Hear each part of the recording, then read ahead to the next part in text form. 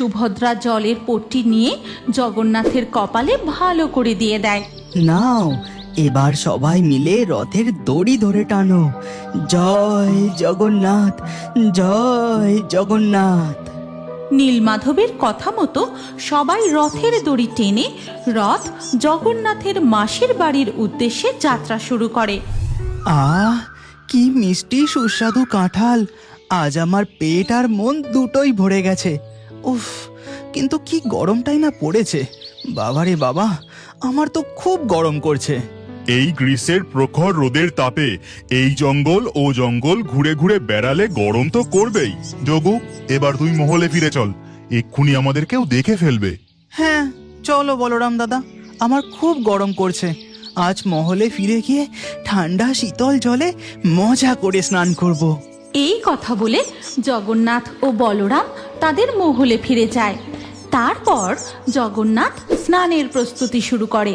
শীতল কলসি ভর্তি জল মাথায় ঢালতে থাকে। আহ, শান্তি! যা গরমটাই না পড়েছে, এই এক কলসি জলে তৃপ্তি হচ্ছে না। আমি আরো শীতল জল ঢেলে স্নান করি।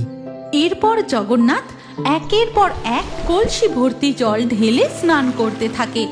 ঠিক তখনই সেখানে বলরাম এসে উপস্থিত হয়। একটা নয়, দুটো নয়, 108 কলসি শীতল জলে স্নান করতে দেখে দাদা বলরাম বলেন, এই যোগু, আর নয়, এই নিয়ে 108 কলসি জল ঢাললি। এবার ওঠ, এমনিতেই তোর যা ঠান্ডা লাগার ধাত, এরপর জ্বরে পড়লে কিন্তু আমি তোকে দেবী লক্ষ্মীর হাত থেকে রক্ষা করতে পারবো না। আহ দাদা, বকছো কেন? মর্তের বাতাসে কি গরম! আমার তো শীতল জলে স্নান করতে দারুণ লাগছে। আমি আর একটু স্নান করি না। এমন সময় সেখানে সুভদ্রা এসে উপস্থিত হয়। জগন্নাথের জেদ দেখে সে তার হাত ধরে বলে, বলরাম দাদা ঠিকই বলেছে জগন্নাথ দাদা, তুমি বড্ড জেদ করছো। এবার চলো, তোমার তো আবার একটুতেই হাঁচি শুরু হয়ে যায়। কিচ্ছু হবে না আমার, এই তো শেষ কলসির জলটা শুধু ঢালতে বাকি আছে। আচ্ছা, ব্যাস হলো তো, এবার বোঝো, শীতল জলে স্নান করে তুমি আবার জ্বর সর্দি বাঁধিয়ে বসলে। ওদিকে পুরীর মন্দিরে তখন দেখা যায় এক পুরোহিত ভগবান জগন্নাথের গর্ভগৃহের দরজা বন্ধ করে দিয়েছে। পুরোহিত মশাই, আমরা তো জগন্নাথ দেবের দর্শনই পেলাম না। গর্ভগৃহের দরজা বন্ধ করে দিলেন কেন? দরজাটা খুলুন না। প্রভুর এখন খুব জ্বর, প্রভুর এখন বিশ্রামের প্রয়োজন, তাই 15 দিনের জন্য মন্দিরের দরজা বন্ধ থাকবে। হে প্রভু জগন্নাথ, তুমি হলে জগতের নাথ।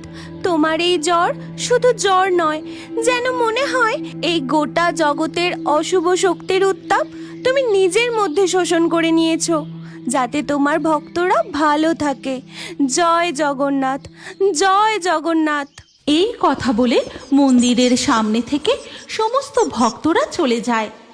এরপর ধীরে ধীরে রাত হয়ে যায়।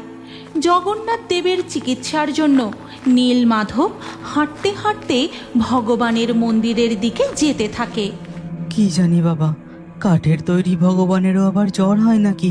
আমি ওই ভগবানের মূর্তিকে কি করে সুস্থ করব জানি না।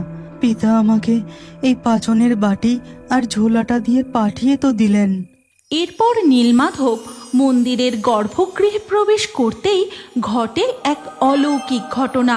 সে এসে পৌঁছায় এক মহলে। দেখে তার সামনে কোনো কাঠের মূর্তি নেই, রয়েছে 3টি বিশাল খাট, আর তাতে শুয়ে আছেন সাক্ষাৎ 3 ভাই বোন। জগন্নাথের গায়ে মোটা চাদর জড়ানো, তিনি জ্বরে কাঁপছেন। এ কি প্রভু, এ আমি কি দেখছি? এ আমার স্বপ্ন নাকি সত্যি দেখছি? বৈদ্যপুত্র নীলমাধবকে আসতে দেখে বলরাম ও সুভদ্রা জগন্নাথের বিছানার পাশে গিয়ে দাঁড়ায়। যোগু, আমি তোকে বারবার বারণ করেছিলাম, আর অত শীতল জলে স্নান করিস না। কে কার কথা শোনে? এখন বোঝ ঠেলা।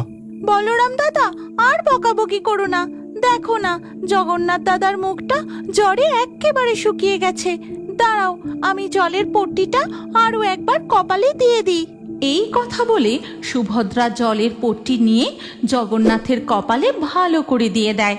আর জগন্নাথ জ্বরের ঘুরে বলে, আমার মিষ্টি বোন আমাকে কত ভালোবাসে, আর একটু ঠান্ডা জলের পট্টি দে না সুভদ্রা। শুধু জলপট্টি দিলে তোমার জ্বর কমবে না। বৈদ্যপুত্র তোমার জন্য পাচন ঔষধি ও তেল নিয়ে এসেছে। এবার তুমি ঔষধিটা খেয়ে নাও, তাহলে তোমার জ্বর কমে যাবে। আমি ধন্য, আমি ধন্য। সচক্ষে ভগবানের এই লীলা দেখে আমি ধন্য। এই বলে নীলমাধব পাচনের বাটিটা এগিয়ে দেয় সুভদ্রার দিকে। মা বাবা এই 10 মূল পাচন আর জড়িবুটির তেল দিয়ে পাঠিয়েছেন।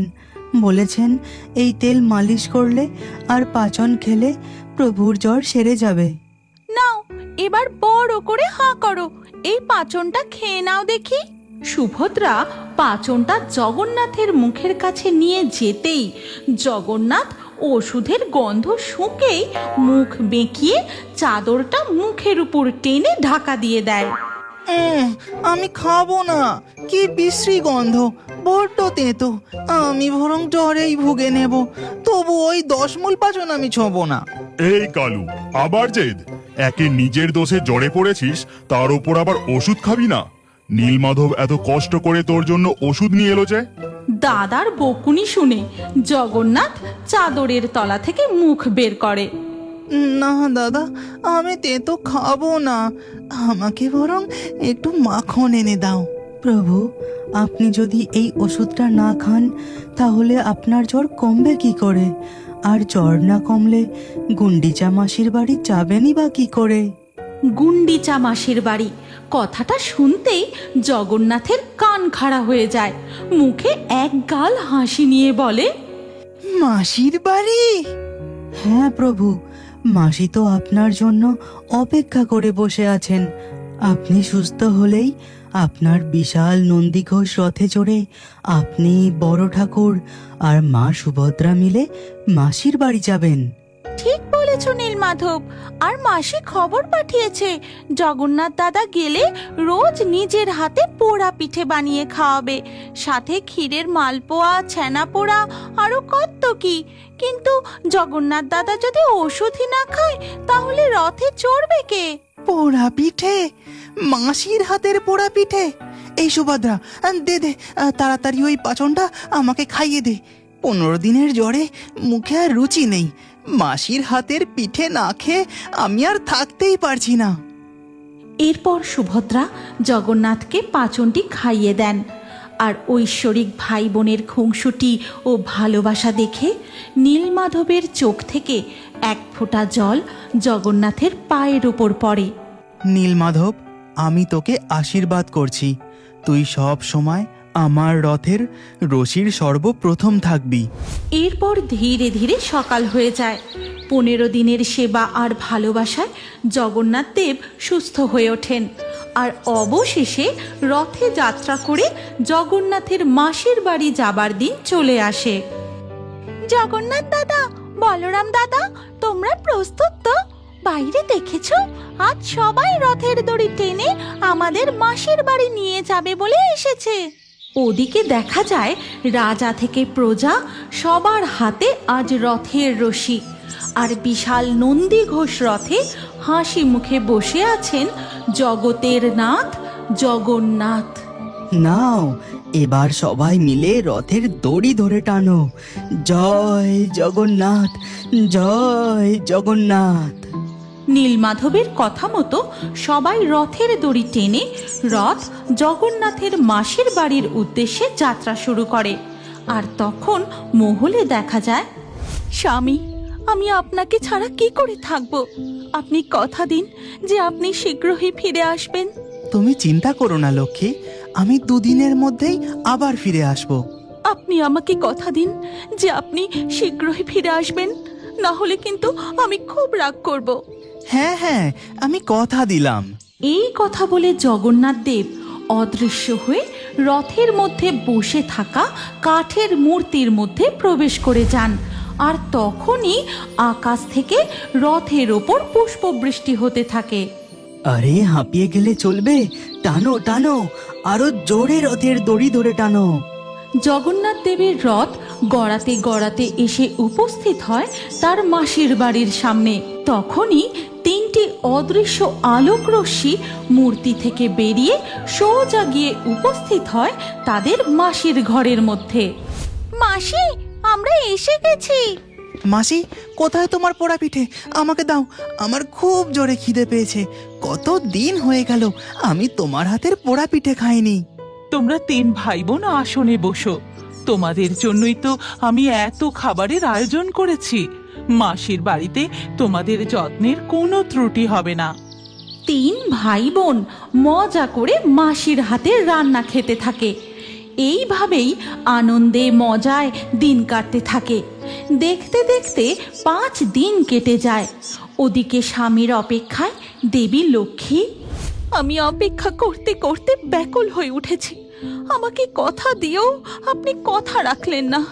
এবার দেখুন আমি কি করি, হাড়ে হাড়ে টের পাবেন। দেবী লক্ষ্মী জগন্নাথ দেবের ওপর প্রচণ্ড রেগে যান। আর ওদিকে জগন্নাথ দেব, এই রে, আমি তো দেবী লক্ষ্মীকে দেওয়া কথা ভুলেই গিয়েছিলাম। আজ 5 দিন হয়ে গেল, লক্ষ্মী প্রচণ্ড রেগে আছেন। এবার আমি কি করি? দেবী লক্ষ্মী জগন্নাথের ওপর রেগে গিয়ে কি করতে চলেছেন? জগন্নাথ দেব কি দেবী লক্ষ্মীর রাগ ভাঙাতে পারবেন, নাকি অন্য কিছু ঘটতে চলেছে? এই গল্পের পরবর্তী পর্ব আমরা উল্টো রথযাত্রার ঘটনা নিয়ে তৈরি করব। তাহলে বন্ধুরা, পরবর্তী পর্ব দেখতে চাইলে আমাদের চ্যানেল এক্ষুনি সাবস্ক্রাইব করে নিন। আর এই ভিডিওটি লাইক করে আপনার প্রিয়জনের সাথে শেয়ার করে দিন। জয় জগন্নাথ, জয় জগন্নাথ।